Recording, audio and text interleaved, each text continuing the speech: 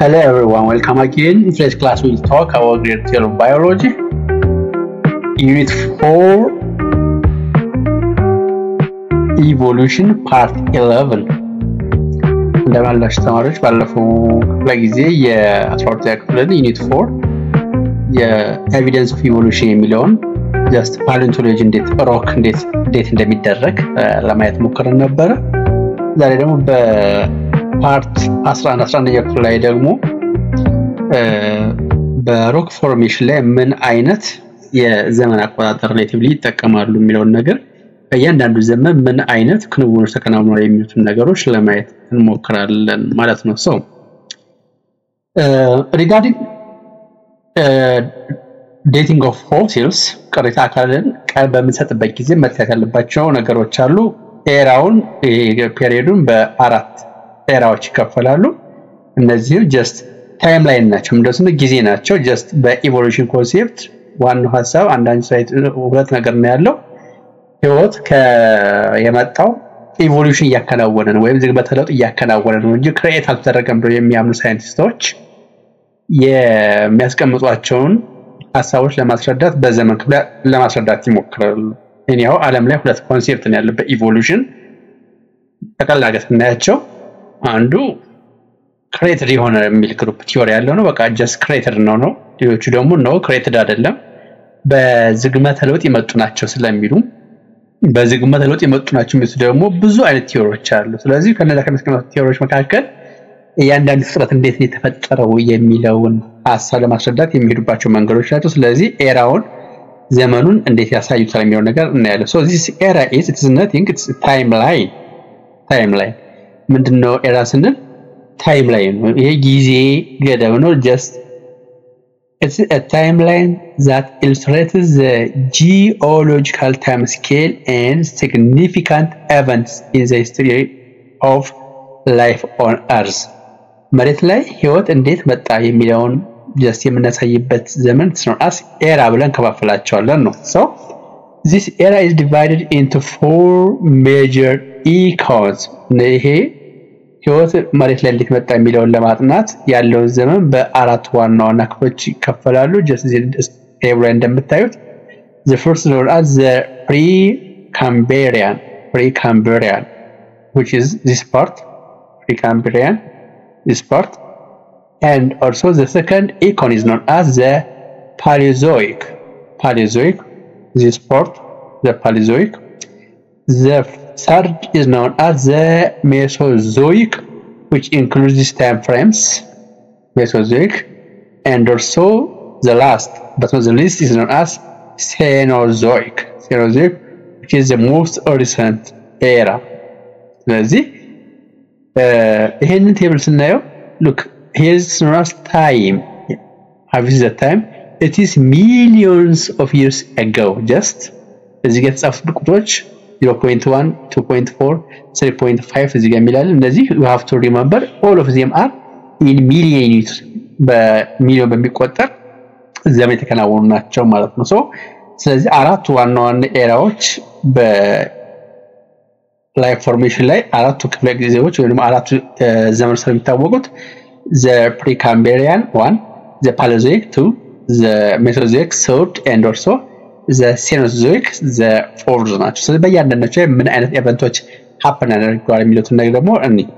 the first known as the Precambrian age, look, which range from 30,500 up to 440 million years.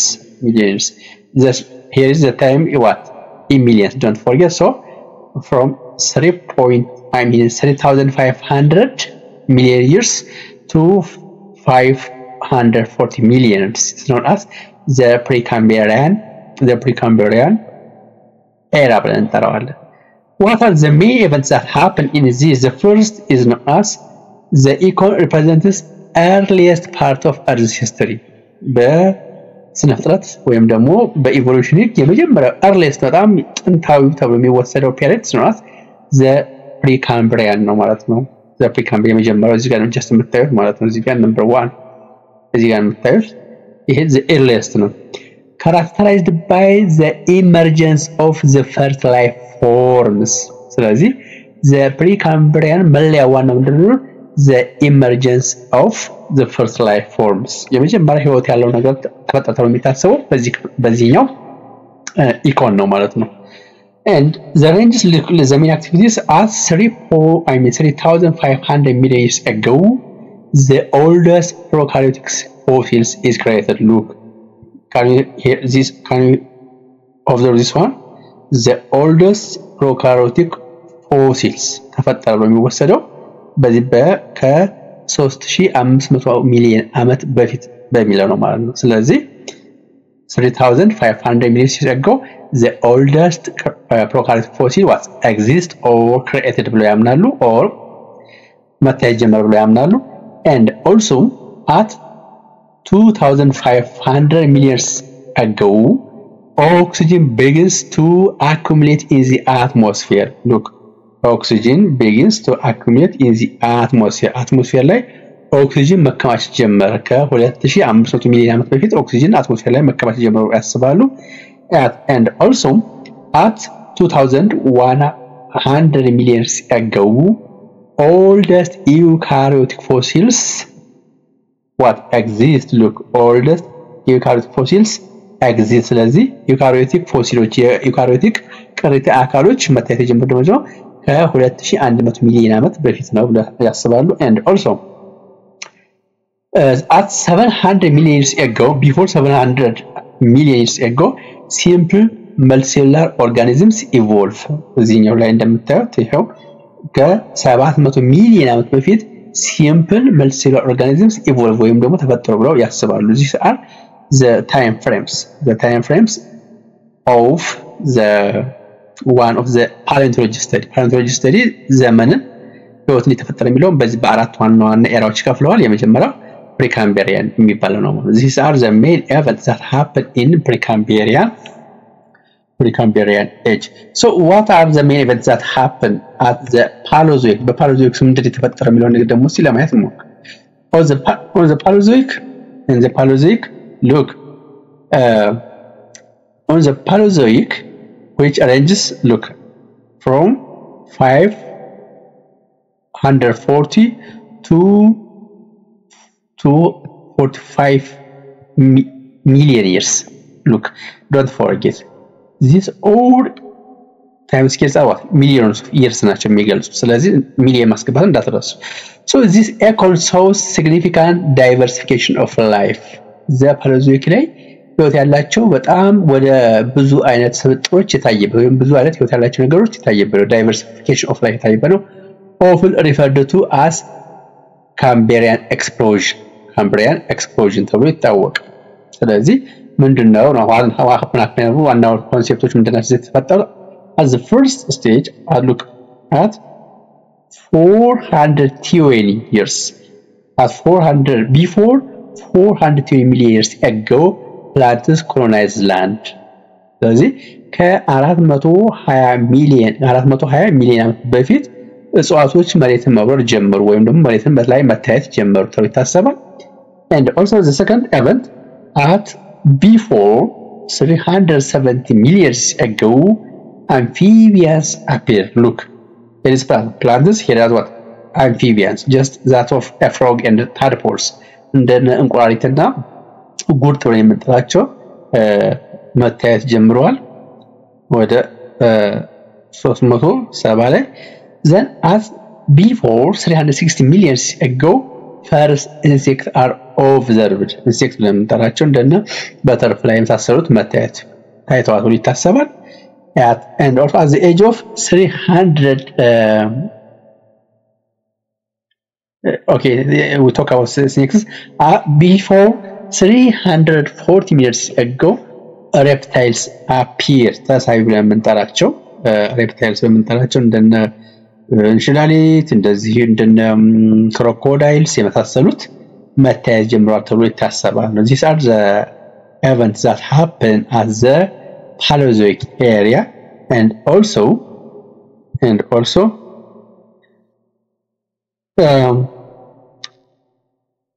before 280 million years ago mass extinction happened አድርጓል ተብሎ ይታሰባል mass extinction in a sense yes መጥፋት ማለት extinct ማለት የሆኑ ዝርያዎች መጥፋት እንደማለት mass extinction means የሆኑ ዝርያዎች መጥፋት ወይም ደግሞ በብዛት ህይወት ያላቸው ነገሮች በአንዴ eradicate ነው ብዙ ህይወቶች ጠፍተዋል ብለው ያስባሉ these are the main events that happen at the Paleozoic era so the other point the third era known as the Mesozoic at the Mesozoic means the third category era of the paleontology it's known as age of reptiles some of the points may not include in your textbook but you have to understand it or you can ignore it so it's known as age of reptiles this epoch was dominated by dinosaurs look the Mesozoic have you seen so many dinosaurs here so many dinosaurs here it's known as it is dominated by dinosaurs so between 230 and 245 years ago it covers look here is 245 the initial of the Mesozoic and it ends with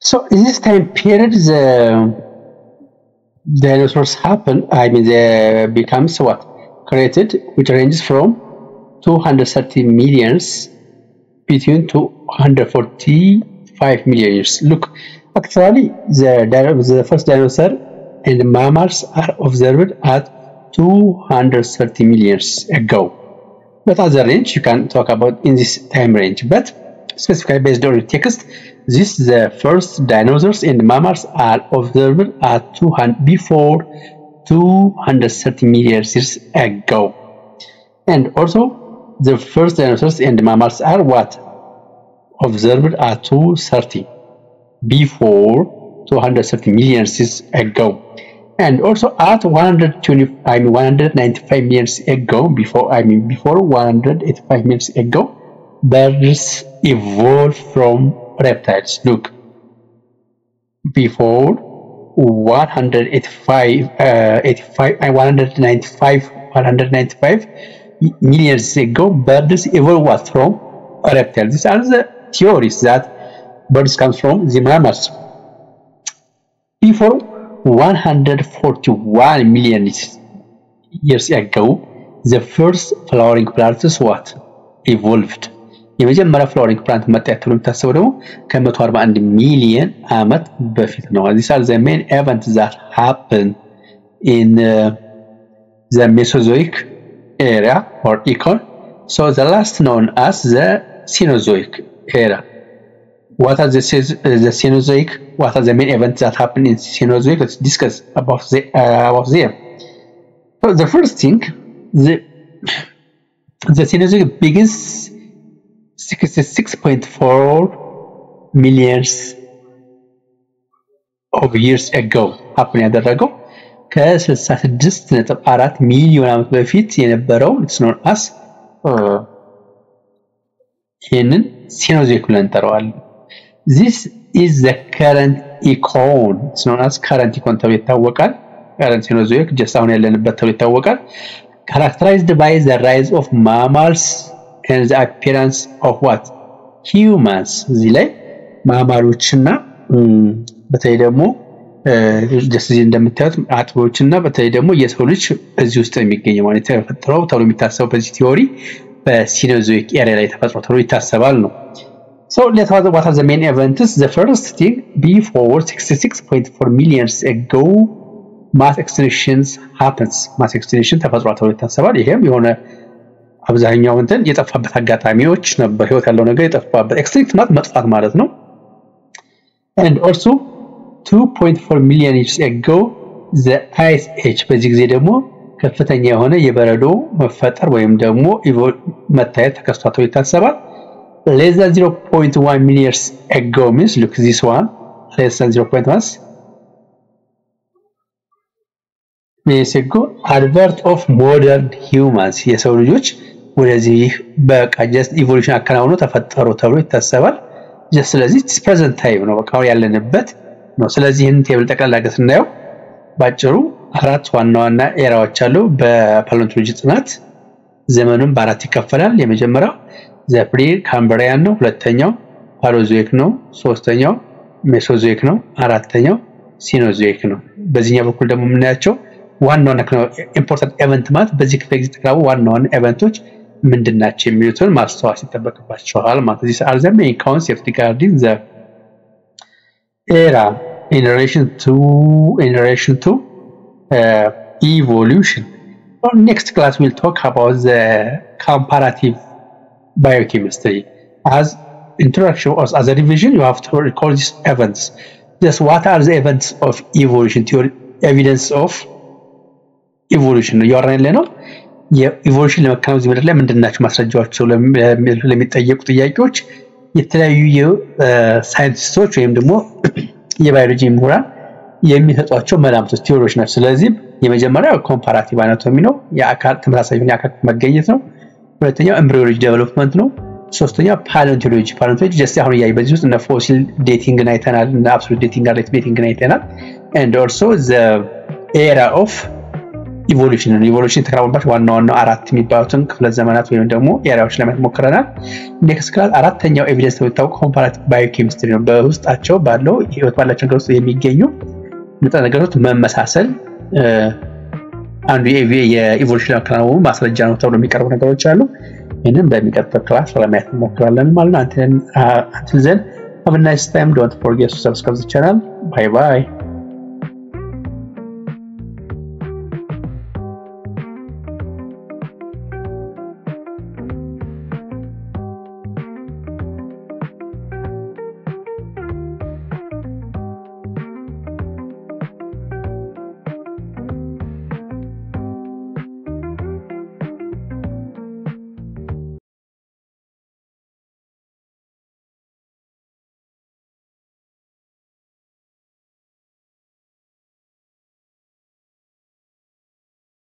Write the 4 main era of evolution periods, please. Put the answer on the comment.